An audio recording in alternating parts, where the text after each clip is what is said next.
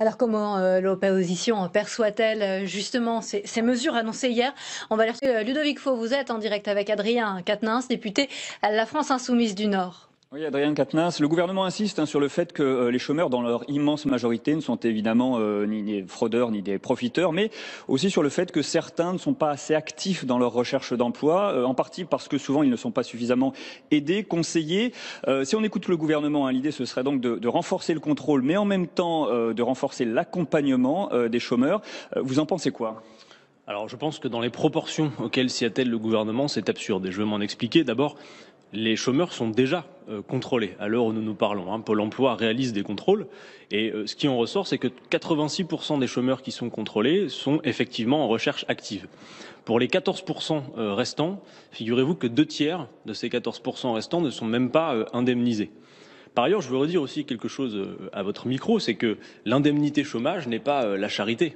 Les gens ont cotisé sur leur salaire pour pouvoir être indemnisés en cas de situation de chômage. Alors après, sur la réalité des chiffres qui nous sont donnés, notamment du côté de Pôle emploi, sur, vous savez, ce mythe du chômage volontaire ou de gens qui seraient oisifs, ne chercheraient pas d'emploi de manière active, quels sont les chiffres? On a aujourd'hui Pôle emploi qui nous dit qu'en une année, c'est à peu près 190 000 offres d'emploi qui ne sont pas pourvues.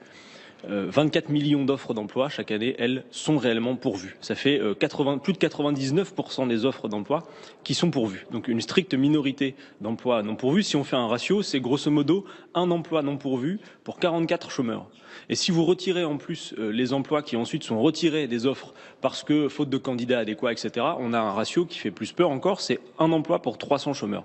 Donc on ne masquera pas le vrai problème qui est celui de la pénurie d'emplois. Et moi je considère qu'il y a quelque chose d'absurde à exiger une recherche d'emploi frénétique dans un contexte que l'on sait être un contexte de pénurie. Et juste pour terminer, je trouve que le gouvernement a finalement des offuscations à géométrie variable. Parce que là, en l'occurrence, il est question d'accroître le contrôle sur les chômeurs. Même j'ai vu de faire en sorte d'avoir plus de personnel affecté au contrôle.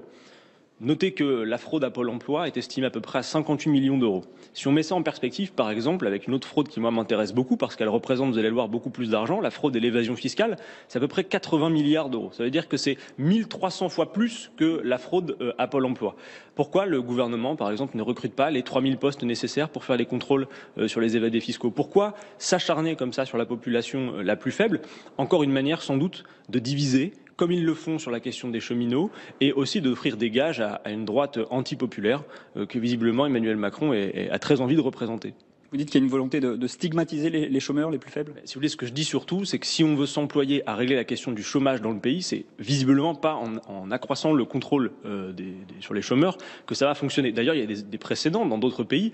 Les États-Unis l'ont fait, le Royaume-Uni l'a fait également. Qu'est-ce que ça a produit? En réalité, vous avez des gens qui ont été découragés par l'alourdissement des contrôles. En Suisse, il y a eu également ce type de mesures et on a vu des gens, y compris accepter des emplois qui sont des emplois absolument précaires parce qu'ils étaient contraints et forcé de le faire. Emploi précaire qui veut donc dire que de toute façon, on ne résout pas le problème à long terme puisque ces gens-là vont quand même in fine se retrouver de nouveau dans les statistiques du chômage.